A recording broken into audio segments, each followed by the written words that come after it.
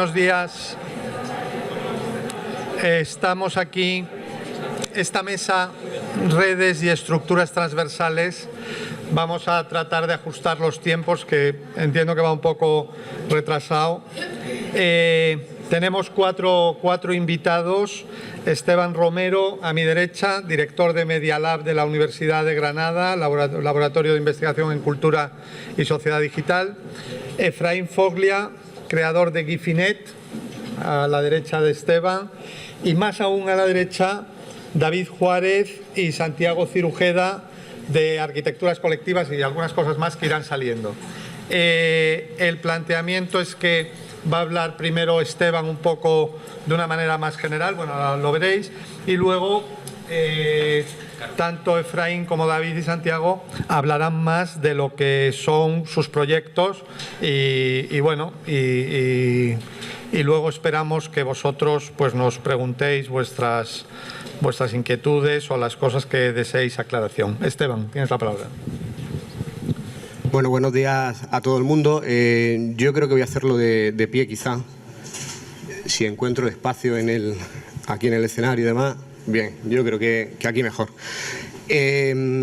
Bueno, ante todo agradecer a la Secretaría de Estado, agradecer a Benito, a los organizadores por la invitación. En mi caso me habían pedido que hiciera una aproximación, digamos, un poco más conceptual. Entonces no voy a hablar de los proyectos que nosotros llevamos a cabo en lo que es Media Lab UGR, pero sí es mi intención comenzar diciendo cuál es el sesgo con el que yo vengo aquí.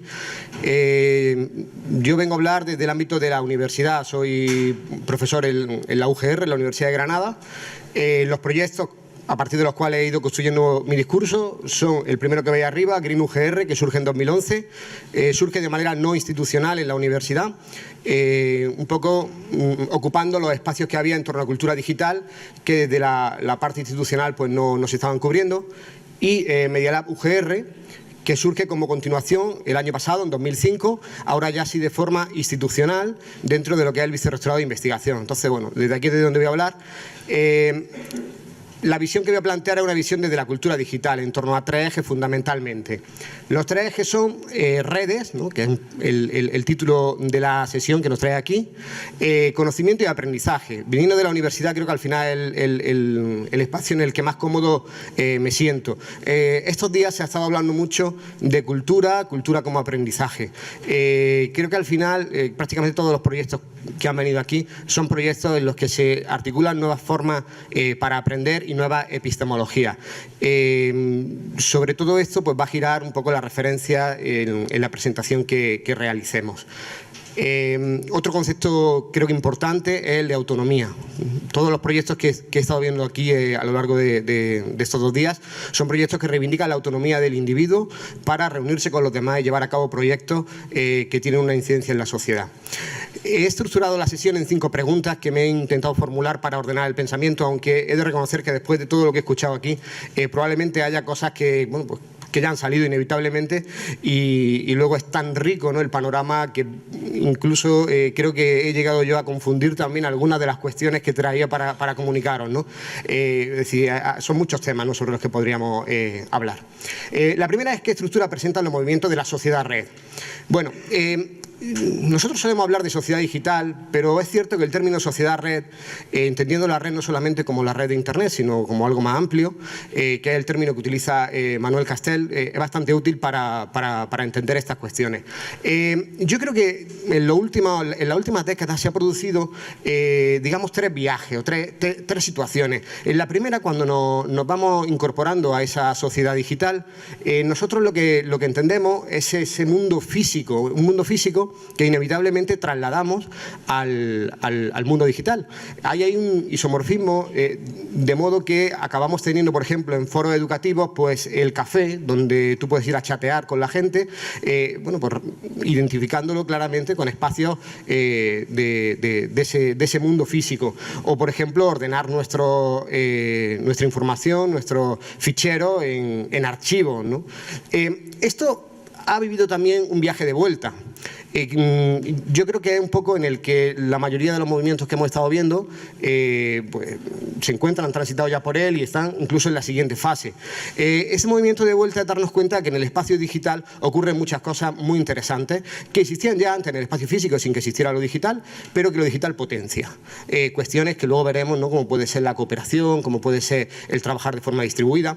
Y entonces empezamos a transformar los espacios físicos en base a esos principios, esos conceptos que vemos de una manera tan clara en Internet.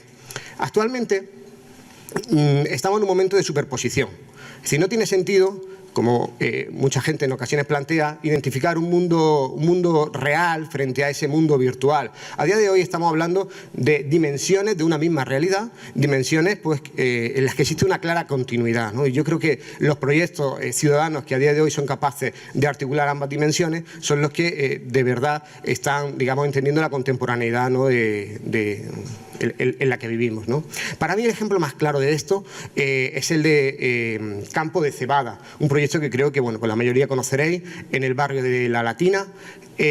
Campo de Cebada lo traigo aquí a colación porque en el año 2013, en los premios que organiza Ars Electrónica, son de alguna manera los Oscars, ¿no? del ámbito de Internet, de las redes, ganaron un premio en la categoría de comunidades digitales. Claro, esto es sorprendente, sobre todo si tenemos en cuenta que 9 años antes, quien ganó la primera edición del premio fue Wikipedia. O sea, imaginaos el nivel donde está.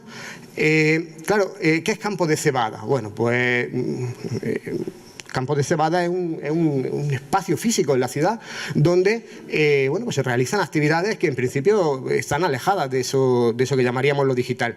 Sin embargo, el premio se lo otorgaron porque consideraban que habían entendido muy bien esa continuidad que existe entre ambos espacios. Campo de Cebada funciona como un espacio abierto, ¿no? Igual que entendemos o hablamos de software abierto, de software libre. Entonces, en ese sentido, habían transformado el espacio físico del mismo modo que funcionaba lo digital y al contrario, ¿no? Había ahí una superposición de esas dimensiones, ¿no? Bueno, aquí tenéis su página web y bueno, aquí una entrevista que realizan a Zuloark, ¿no? Que fueron los arquitectos vinculados a este proyecto.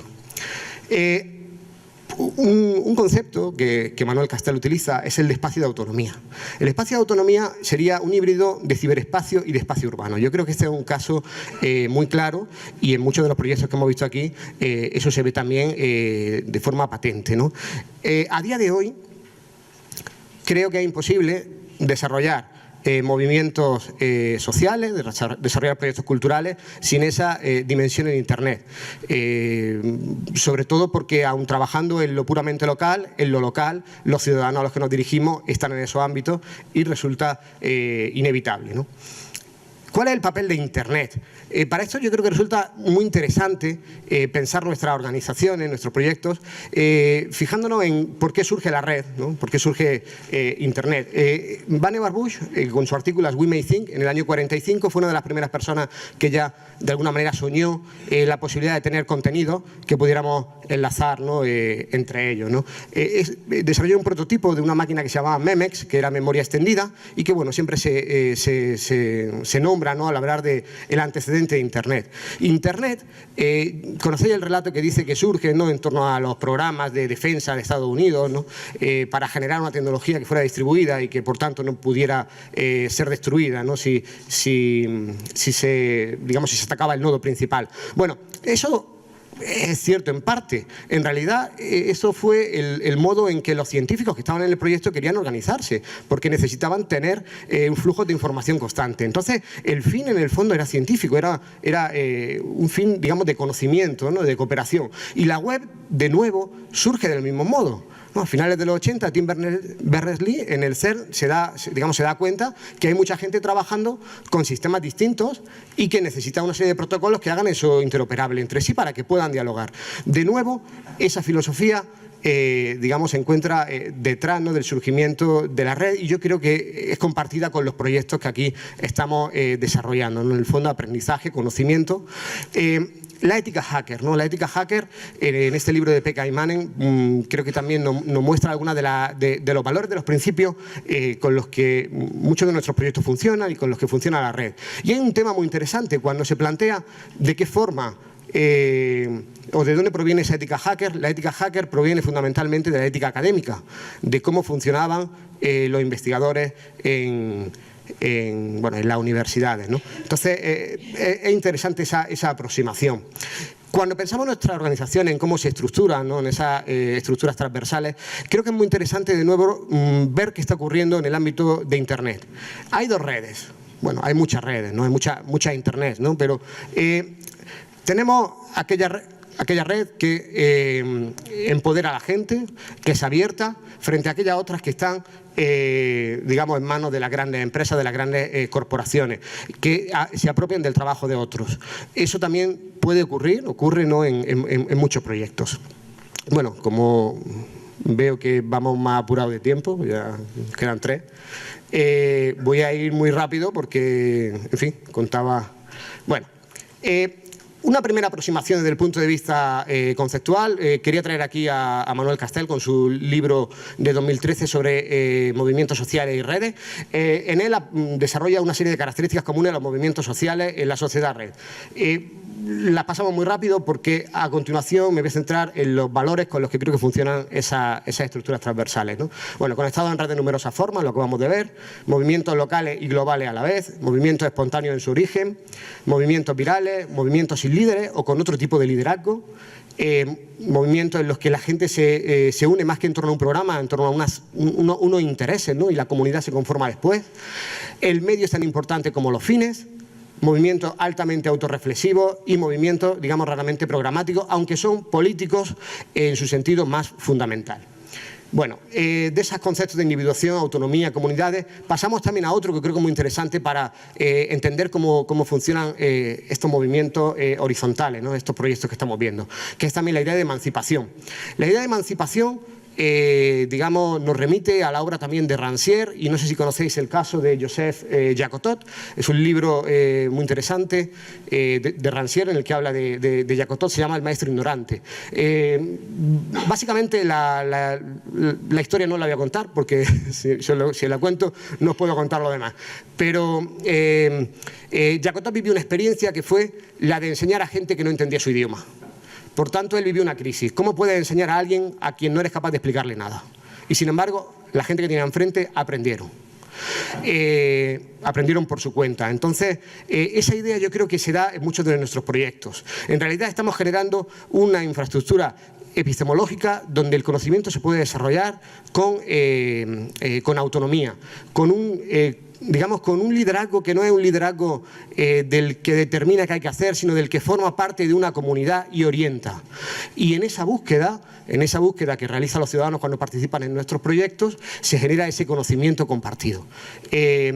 Bueno, pues ese enfoque ya aparece en esa experiencia de Jacotot, ¿no?, en el siglo, a principios del siglo XIX, ¿no? Otra idea fundamental, si queremos desarrollar proyectos que en el fondo son proyectos emancipatorios para la ciudadanía, es inevitable hacerlo estando emancipado también, ¿no? Esto siempre es un tanto resbaladizo, ¿no? Porque ¿qué consiste ser emancipado? ¿Cómo sabemos si estamos emancipados, ¿no? Pero inevitablemente aquí todos estamos viviendo una misma aventura, digamos, intelectual y ciudadana, y las propias instituciones tienen que formar parte de eso, ¿no? O sea, generar comunidad, no ser simplemente un espacio, ¿no?, en el que ocurren cosas con unos públicos, ¿no?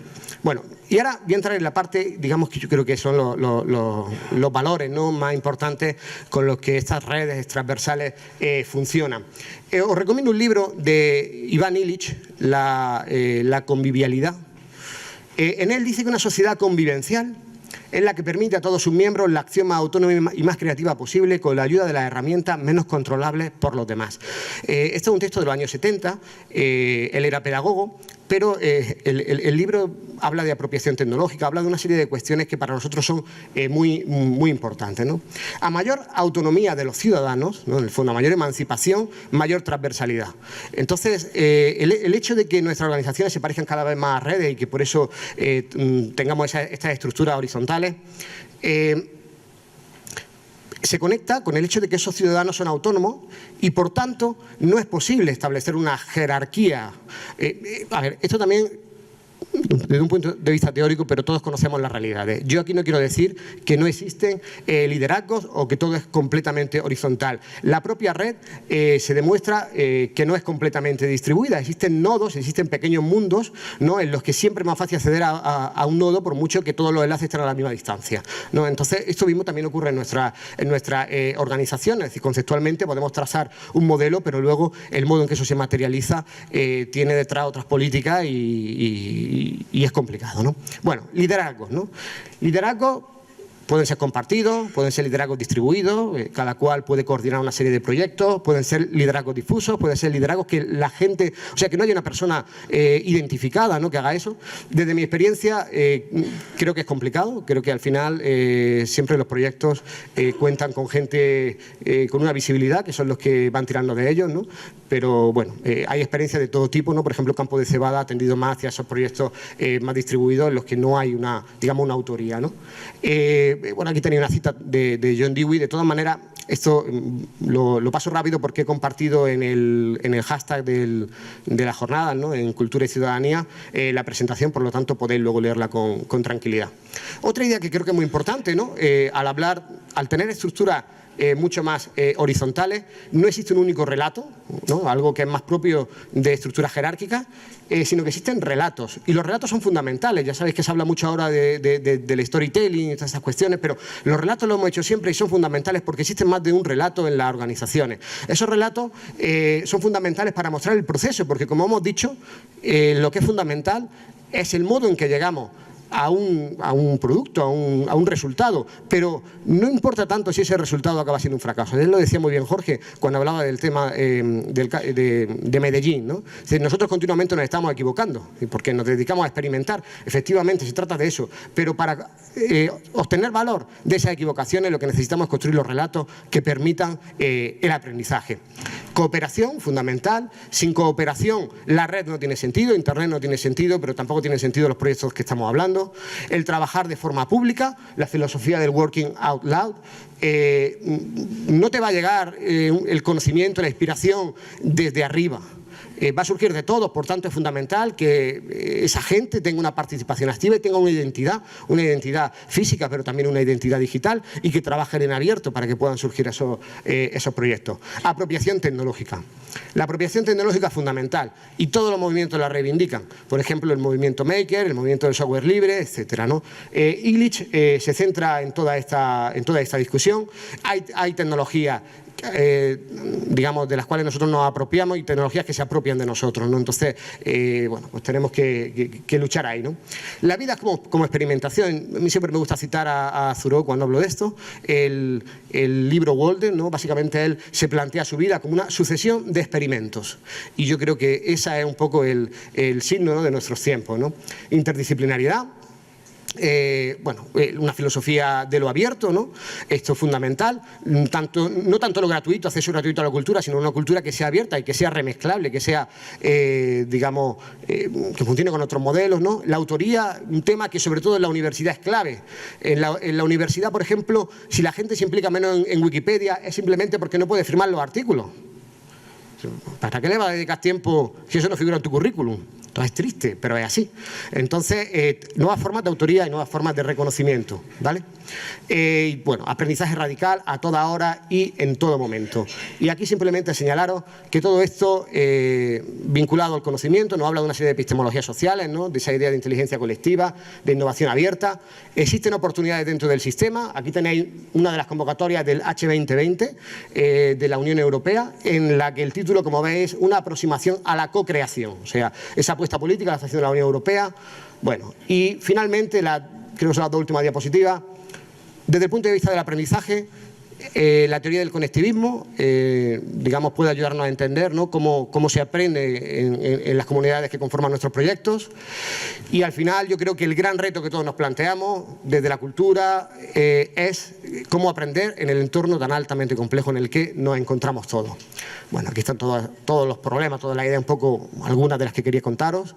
Y acabo con esta frase que yo creo que al final la estoy utilizando siempre para la estoy convirtiendo en un pequeño lema que es: quien enseña sin emancipar, atonta, ¿no? Este es del libro de Rancière, del Maestro Ignorante, el libro que os recomiendo que leáis, ¿no?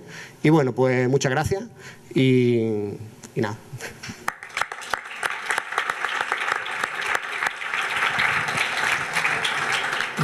Muchas gracias, Esteban. Vamos a coger de tu presentación una de esas ideas finales, la de apropiación tecnológica, porque a continuación nos tiene la palabra Efraín Floglia, creador de Gifinet, que en cierta manera es un ejemplo práctico de esta apropiación tecnológica. Igual me voy para acá.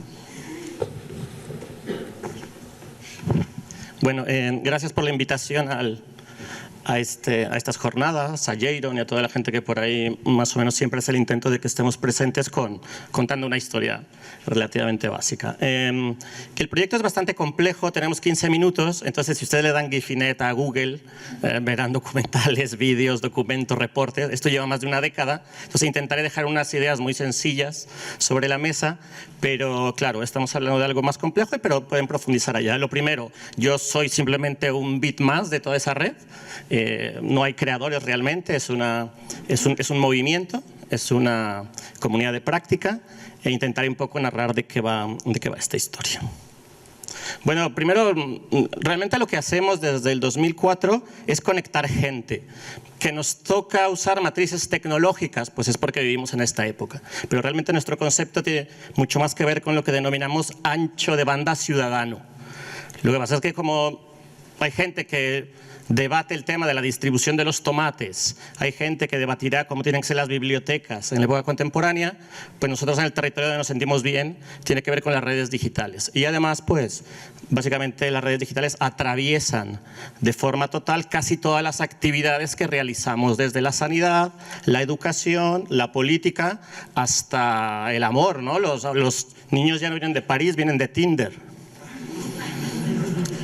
Entonces, básicamente en el 2004, en la provincia de Barcelona, se empezó a pensar y a debatir un movimiento europeo que se llama de redes libres. El movimiento europeo, que nace por el 2001, coincide con que muchos movimientos de software libre ven claro que Internet se privatiza. Como se estaba privatizando el agua, la sanidad, o sea, la época neoconservadora llega con toda su fuerza. Internet, que viene, como bien lo narró nuestro compañero, de entornos académicos para la sociedad, porque entornos militares para el poder, pues empieza a entregar. Son redes que fueron pagadas con dinero público, todos las pagamos y de repente se venden a corporaciones. Entonces, Internet sale del escrutinio ciudadano y básicamente se entrega aquí a Telefónica, AT&T, Deutsche Telekom, y esto sucede a nivel global. Entonces, todos estos movimientos dicen, se les ocurre la genial idea, la estrambótica idea de decir, vale, ese Internet ya no me gusta, voy a construir el mío propio, ¿no? Fue así realmente de ridícula la idea. Todo el mundo se descojonaba de esto y entonces la gente empezó, por diversos motivos, desde brecha digital, activismo, política, etcétera, etcétera, a conectar locaciones a través de tecnología inalámbrica en ese momento, y básicamente se hacía lo siguiente: se ponían emisores y receptores, se cableaba y se conectaban los ordenadores. Todo esto también es gracias a que el movimiento de software libre ya era maduro en esa época. Por lo tanto, la gran tecnología industrial se empieza a domesticar también como modelo de negocio, y entonces uno podría encontrar cacharros de una forma bastante económica. ¿Cuál era la regla? ¿Qué era lo importante? Crear un Internet o una red que no se pareciera a esa red privada. Por lo tanto, licencias libres, software libre, protocolos lo más abiertos y horizontales posibles, ¿no? Esto que parecía una locura, pues nos encontramos que en este momento hay esta cantidad de locaciones interconectadas bajo este modelo. Básicamente es como una especie de urbanismo digital. Aquí tenemos un mapa, esto simplemente es Cataluña. Se empieza a sumar gente, se empieza a sumar instituciones, empieza a tener una economía propia, empieza a tener repercusión en otros países y básicamente se convierte en una especie como de fenómeno que venía de una provincia y se empieza a replicar también en muchos otros lugares, ¿no? Se empiezan a encontrar una serie de ventajas, por ejemplo, en la zona que ven, no sé si esto sea puntero, ¿sí? En esta zona, que es donde nació, la penetración de esta red en algunos poblados es de arriba del 80%. Entonces, mucha parte también de la economía se reactivó. Aquella tienda que vendía tintas para impresora, ¿no? Esta impresora que ya nadie usa, pues empezó a vender hardware para crear este tipo de redes. Entonces, empezó a haber una hibridación, a mí me gusta llamarla una metástasis de la red abierta. ¿Qué es Gifinet a nivel formal? En un principio éramos catálogos de piratas, de bueno, todo lo que ya se sabe, ¿no? Y a alguna gente le gustaba ser pirata, tampoco estaba tan mal desde alguna perspectiva, ¿no? Para ir al bar ahí, soy pirata y pues molabas. Pero en el fondo la trascendencia de Gifinet en comparación con muchos otros movimientos es que empezó a generar sus propias instituciones. Por lo tanto, si en un principio lo que yo les puse aquí, podríamos decir que era una lógica casera, yo me pongo de acuerdo con ella e intercambio en otros archivos, pero cuando uno realmente quiere además participar en ese Internet global, necesita generar sus propias instituciones y además convertirse en esto, ISP, que es un proveedor de servicios de Internet. Hasta antes de Gifinet solamente había proveedores del palo de Telefónica, etcétera, etcétera. O sea, empresas que se dedicaban a una construcción masiva e industrial de las redes. Bueno, al final de cuentas se postuló para tener la licencia de poder también distribuir Internet a cualquier otra persona y se la dieron, algo que fue verdaderamente muy estrambótico. ¿Y la lógica cuál fue? Tú llenas un formato allá y te dice cuántos consumidores tienes. En ese entonces había como 30.000 personas que ya estaban inmiscuidas y en vez de consumidores, nosotros no consideramos que sea la gente consumidora, miembro de la comunidad, pero se puso, bueno, 30.000. Dijeron, perfecto, este es un modelo de negocio ideal y dieron la licencia. Por lo tanto, ahora en día, Gifinet realmente tiene como todos los sellitos de certificación para poder funcionar igual que AT&T, que American Mobile, etcétera, etcétera. Aquí hago un mapa muy rápido de cuál es la estructura, cuál es la arquitectura de este movimiento. Todo se basa en el centro por la comunidad. Básicamente ese es el valor diferencial. Se genera una estructura, esa gente la produce y esa gente recibe los beneficios. Tenemos la gobernanza, es una licencia parecida a Creative Commons, pero aplicada a las telecomunicaciones. ¿Cuáles son los recursos técnicos y humanos? Los técnicos ahí los tienen, que son los típicos cacharros para conectarse a Internet. Y en humanos tenemos sistema de voluntariado y tenemos profesionalización. A partir de ahí tenemos redes formales, que ya forman parte de todo esto, como ayuntamientos, el mismo Ayuntamiento de Barcelona está inmiscuido. Tenemos universidades, hospitales, pequeñas escuelas, centros ocupas, todo lo que pueda comulgar con este tipo de pensamiento. Y por otro lado nos vamos inventando instituciones, ¿no?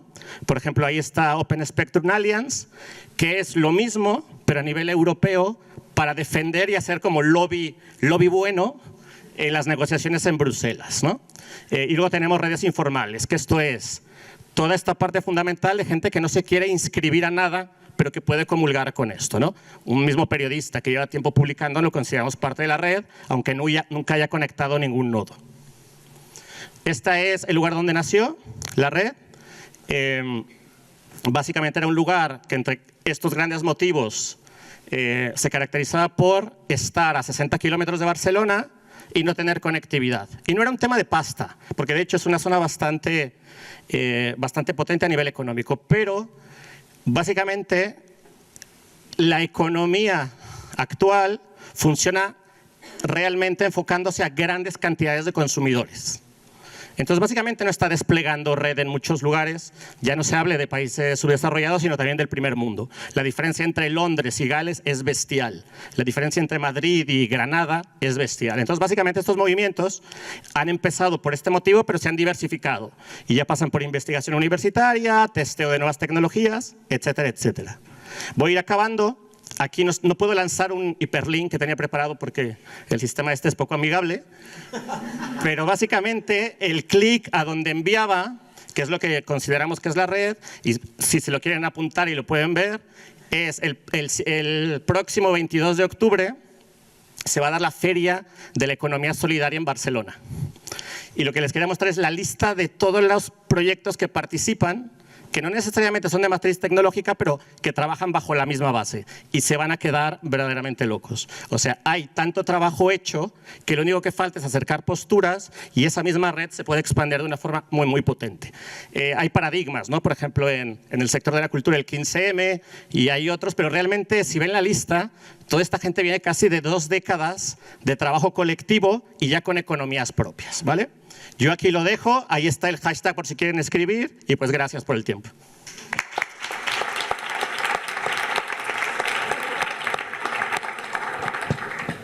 Muchas gracias, Efraín. Ahora tienen la palabra un poco a la limón. Entiendo como os queráis repartir el tiempo, tenéis un poco más, porque sois 2. David Juárez y Santiago Cirujeda vienen del mundo de la arquitectura alternativa, por decirlo así, y nada, como que nos contéis a qué os dedicáis y cuál es vuestro proyecto. Gracias. Bueno, primero de todo decir que este es un proyecto en el que ha participado, en el que participa muchísima gente. Algunas de esas personas están aquí. Espero a ver si luego en el tiempo de debate también tenemos correcciones o ampliaciones a lo que podamos explicar. Y nosotros simplemente somos los que venimos un poco a representarlo. Entonces, bueno, esto es un proyecto que tiene raíces, tiene una prehistoria. A modo de ejemplo hemos puesto esta situación de trabajo que ocurrió en el 2004, en el momento que nacía Gifinet en San Sebastián Donosti, y a esto le titulamos Jatorri Irekiko Arquitectura, si lo pronuncio bien. Y era una especie de traducción rara de arquitectura de código abierto, pero al adaptarla al euskera se dio algo muy bonito, que es que se traduce mejor como arquitectura de receta pública, por llamarlo de alguna manera. Sí, luego me podéis corregir si queréis. Pero aquí nos encontramos algunas de las personas que luego nos implicamos en la red de arquitecturas colectivas, algunos años después, y paso la palabra al compañero. Dale caña. Bueno, pues la verdad que en el 2007 ya conocíamos esta experiencia y hemos colaborado mucha gente, pero había una necesidad. O sea, la creación de una red puede ser por una necesidad política, personal o... en mi caso, cuando nos reunimos, quedamos un montón, 12 colectivos, creo que fuimos UE de Vivienda, Patio Maravilla, Stradel, una serie de colectivos en Córdoba, coincidió que era Córdoba por un evento. Aquí estábamos, la pandilla. Era una necesidad de casi más de afectividad que otra cosa. O sea, cada equipo, cada colectivo, cada asamblea, cada plataforma ya tenía su pelea, pero en mi caso personal, lo digo cuento, cada uno lo contará como quiera, pero era una necesidad de tener un grupo de gente, de afecto, quizá porque no lo encontramos ni yo ni en la universidad ni en la propia administración pública. Yo siempre miro esta red que se ha ido generando, que iremos contando dónde se desarrollan esos afectos. Empezó de hecho por una suplantación de responsabilidades, que es para mí lo que sirve una red. O sea, si la administración pública, en mi caso, que sé que hay mucha gente que trabaja en las administraciones públicas, de hecho estamos invitados por un ministerio, gracias. Si la administración pública no cumple o no atiende o no desarrolla herramientas, protocolos, atención a cierto tipo de personas, de proyectos, tiene que ser suplantada. Se puede colaborar, se puede incentivar, que creo que es lo que tiene la red. De hecho, este plano inicial fue una excusa de desarrollar la responsabilidad pública de administrar unos bienes públicos. Simplemente 45 contenedores de un poblado gitano en Zaragoza. Y esa fue la excusa que nos montó un poco de repartirlos por todo el Estado español para que colectivos, desde Alga, que han estado aquí, ahí arriba, y un montón de colectivos en Tarragona, en Hospitalet, o sea, Fundición, un montón de gente, tuviese la excusa de plantear su propio espacio. Quizás eso fue lo que montó una excusa arquitectónica, que creo que es lo de menos importante en la red de la Candela, y había elementos arquitectónicos, pero como siempre decimos, eran excusas para que en Granada hubo gente que se formó, se peleó y realmente estaba haciendo algo que en las administraciones no hacían. De hecho, en este dibujo también que se hizo, ¿no?, de haber colaborado en algunos proyectos y ya pensar en el uso final de materiales que se repartían, iban a Galicia, iban a Extremadura, iban a Madrid, ¿no? O sea, era una gestión y en estos años, lo voy a controlar David bien, lo que estamos haciendo es gestionar bienes públicos. Lo que estamos haciendo es gestionar legislaciones públicas que no se desarrollan, que no se activan, aunque está escrito, que realmente los técnicos o tienen miedo, o tienen pereza, o no quieren desarrollarla simplemente por temas de partido, por temas de cualquiera.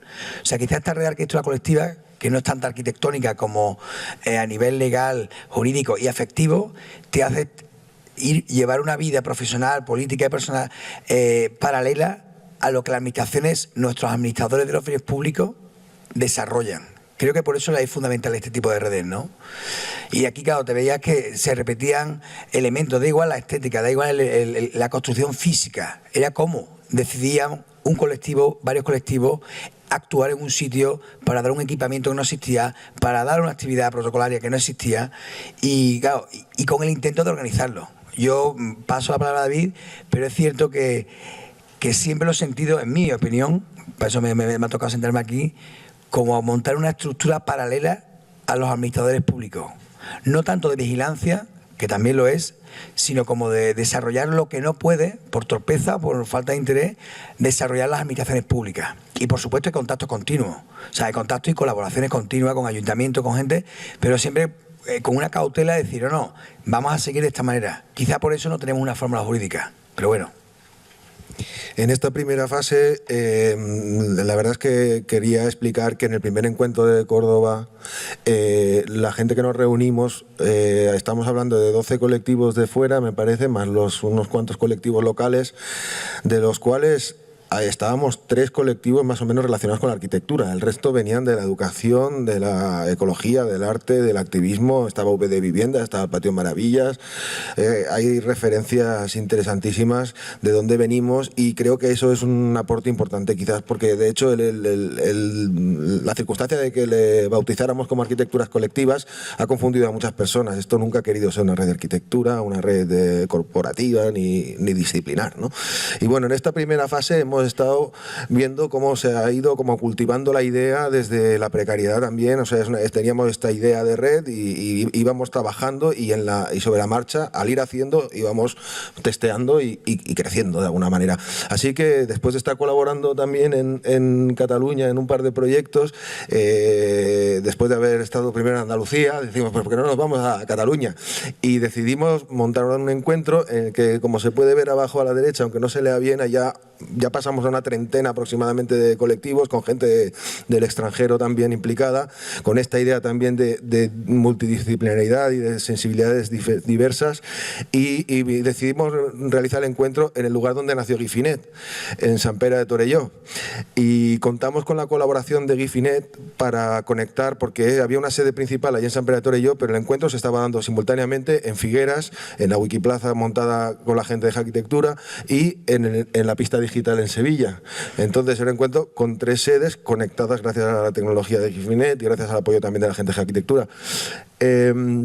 Este encuentro ya fue la primera vez que el encuentro sirvió para montar un espacio.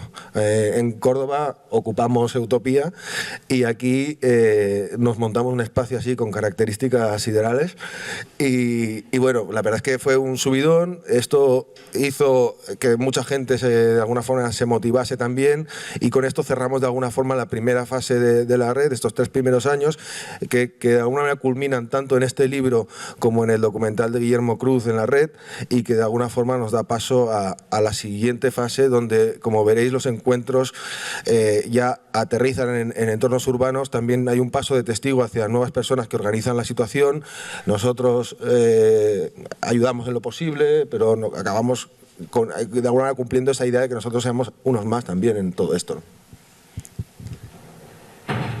La segunda fase exactamente igual, o sea, la creación de los encuentros es como el que dice, bueno, mañana vamos a mi casa a cenar.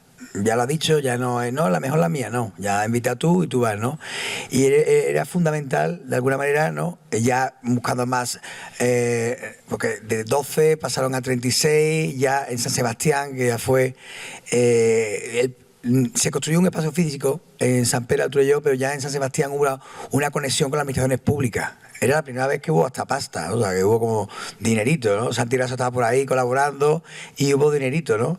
Y ya incluso hubo las primeras crisis de si recibimos dinero o no, ¿no? Si colaboramos o no, y se rehabilitó un edificio, pero ya venía pues una caterva de pandillas, siempre estaba el elemento arquitectónico como elemento de ocupación física y de excusa para hablar de reciclar, de reutilizar, de trabajar en común, de autoconstruir, y ahí se montó ya un pollo bastante importante, ¿no? En San Sebastián, ¿no? A partir de ahí, las estructuras fueron montándose, la web empezó a plantearse allí. La primera herramienta web dice, oye, vamos a ponernos un poco en común, aparte de vernos y lo afectivo. Yo soy más de pelo que de web, eso es verdad. Pero fue la excusa de este espacio, que eso sigue usándose. Ir a decir, bueno, ya que nos reunimos en un sitio, los dos primeros han estado muy bien, ¿no?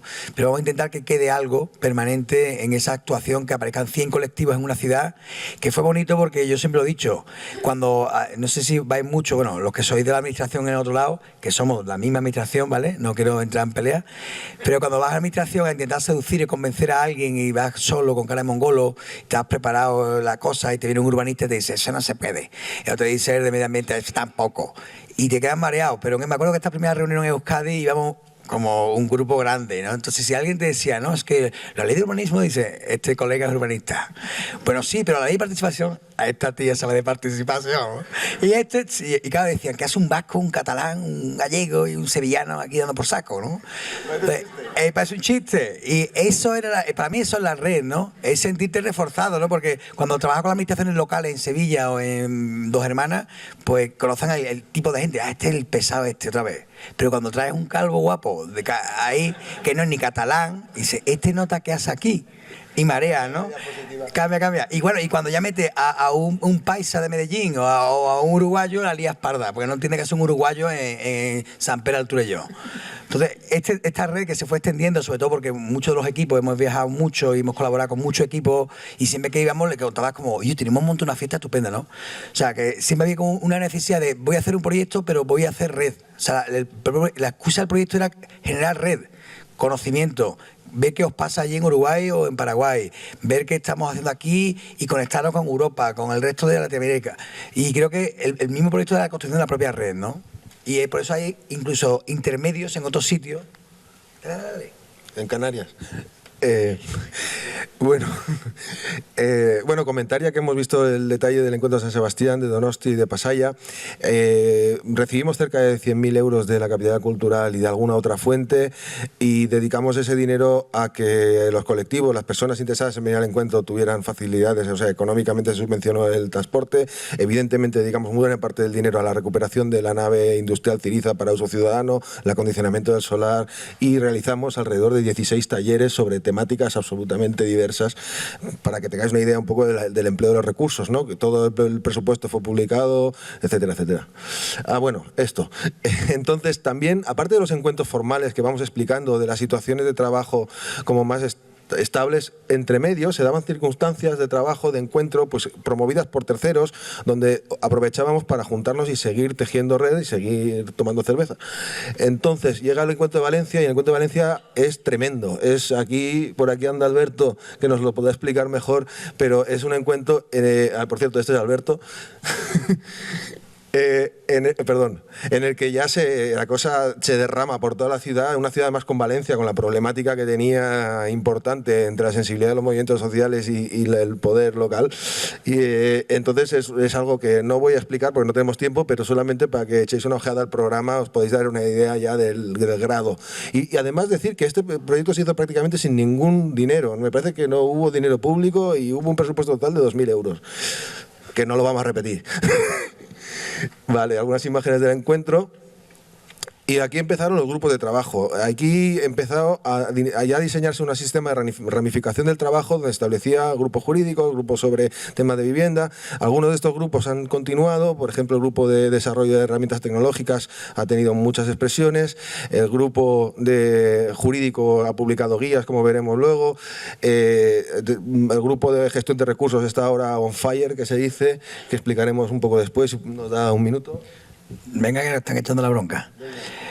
Sí, pero es curioso, vuelvo a decir lo mismo, yo que soy muy pesado con las administraciones públicas, o sea, la red se va montando, nos vamos haciendo más profesionales, más serios, con guías, o sea, esta guía que deberían sacarla las administraciones públicas, la saca un montón de aburridos que se reúnen con abogados, con juristas, con experiencia y tal, para sacar un aporte. Son abiertas, por supuesto, y se van haciendo pues en Valencia realmente un punto de inflexión importante de la cañada.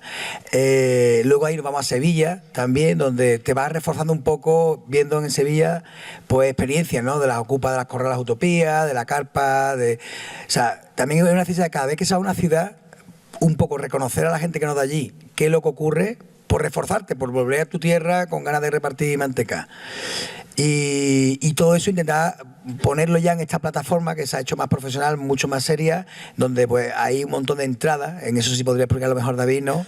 Pero como digo, mi pregunta, saliéndome del tema, y lo sigo pensando por si alguien en la cerveza me lo explica, que no me entero, esta red que nos sirve a nosotros, políticamente, personalmente, técnicamente, porque, como digo, si yo estoy cansado, que ahora en la red estoy participando menos, sé que están participando otras.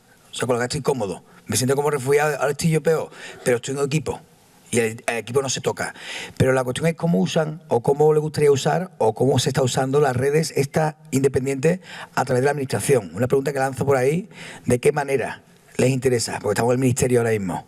Pero sigue contando la tercera fase. Encuentro en la tercera fase. Vale. Sí, no, que nos queda, vamos a dedicar un par de minutos más, ¿vale? Bueno, pues nada, los encuentros continúan, nos vamos a Alga. Aquí es que esto parece un club de amigos, o sea, y lo pasamos en grande. Fue un encuentro que fue como más introspectivo, ¿no? La verdad es que vamos dándonos cuenta de que hay encuentros como más urbanos, más de despliegue en las ciudades, y hay encuentros como son más bien como de retiro y que son fundamentales. Entonces este de Alga fue un encuentro magnífico, en un entorno en el que habíamos participado en su propia producción, en su propia construcción, por lo tanto estábamos como en casa. ¿Qué vamos a contar que no sepáis ya? Entonces, básicamente es eso, ¿no? Vamos como, bueno, se va moviendo la historia como una onda expansiva por los diferentes territorios y van ocurriendo cosas que nosotros ya nos convertimos en ocasiones en verdaderos espectadores. Seguimos por Barcelona. Básicamente, en Barcelona, por ejemplo, se produce un subsitio de la herramienta online que demuestra que un grupo de trabajo de la herramienta, que además de ser un lugar de publicación y difusión de cosas, también es un lugar, es un laboratorio, es un espacio donde se pueden compartir documentos, donde se pueden generar mapas, donde se pueden hacer documentos colaborativos, de todo tipo de cosas, ¿no?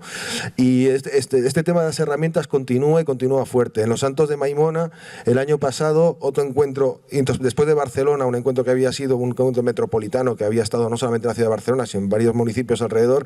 Vamos a otro encuentro introspectivo en los Santos de Maimona y allí trabajamos también el tema de las herramientas. Se trabaja el propio espacio, porque esto también es algo que es una constante. La gente viene voluntariamente con unos días previos al propio encuentro, pues a trabajar en el acondicionamiento y en todas las dinámicas de trabajo, etcétera. Aparecen algunas herramientas que son herederas de las anteriores. Por ejemplo, de la guía de activación de espacio público producimos una herramienta a nivel ya internacional sobre empoderamiento en cuanto al acceso al espacio público, focalizándonos bastante en la cuestión legal que afecta al espacio público, pero también en otros cómo hacer las cosas cuando colectivos, asociaciones o personas de base se enfrentan a la dificultad de trabajar en el espacio público. Entonces, esto también nos va conectando con situaciones internacionales y la red tiene como ahora mismo una vocación también de conectarse con muchos lugares, con muchas iniciativas y con otras redes. Hace un mes estuvimos aquí en Madrid, nos lo pasamos muy bien, fue un encuentro maravilloso. En el que ya directamente el título lo dice todo, herramientas para la ciudad en abierto. Y aquí trabajamos herramientas donde hay una herramienta que es una herramienta muy novedosa, que se llama GRRR, que es un grupo de gestión y redistribución de reutilización de recursos. Y bueno, te voy a pasar la palabra para que remates la jugada, ¿vale? Estas son imágenes del encuentro de Madrid y vamos. Bueno, únicamente como caso de muchas otras herramientas y no me miren más que me da un chungo. Ya acabo, no, ese GRR que aquí se ha desarrollado un poco más y estamos peleando en ello, realmente vuelvo a incidir en que son unas herramientas que se están trabajando para ver cómo gestionamos o cómo nos hacemos cargo, que lo viene muy marcado en la ley de participación, cómo cogemos responsabilidades públicas que están de los administradores públicos y le hacemos más eficaces. Es así. Y estamos sondeando, por decir un caso concreto, en muchísimos municipios, no solo en España, sino en el extranjero, cómo la administración gestiona los residuos. Y en España en concreto es un desastre absoluto. O sea, no hay una política de gestión de residuos, no hay una política de gestión de los bienes tangibles, igual que hay solares vacíos, edificios vacíos, hay bienes tangibles que están abandonados en almacenes municipales y hay millones de euros tirados. Y eso es una manera de movilizar para proyectos sociales todo ese patrimonio público que está mal gestionado o no tiene gestión. Y creo que la red lo que está haciendo muy formalmente es intentar pues dar ese apoyo o esa suplantación, pero es mi opinión. Gracias.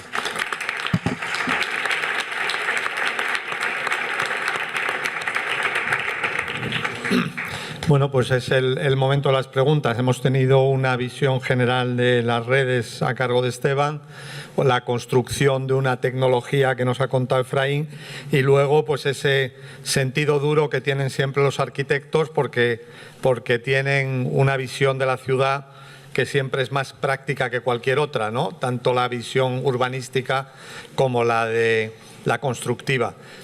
Es vuestro turno para que les pinchéis un poco.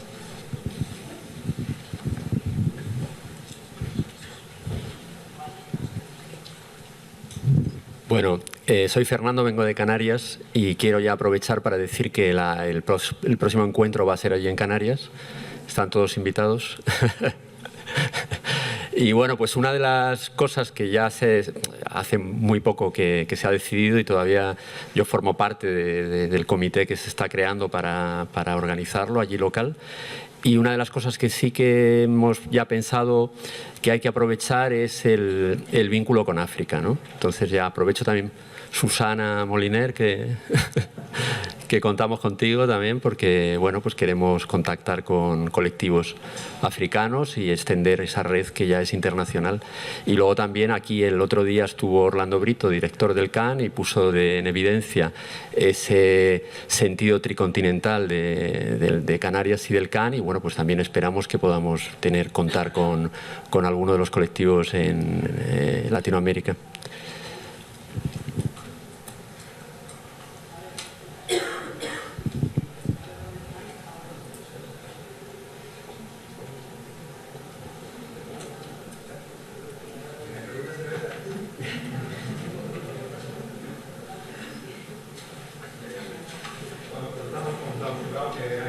Hay todavía una mesa más, no entiendo que el público está ya un poco exhausto.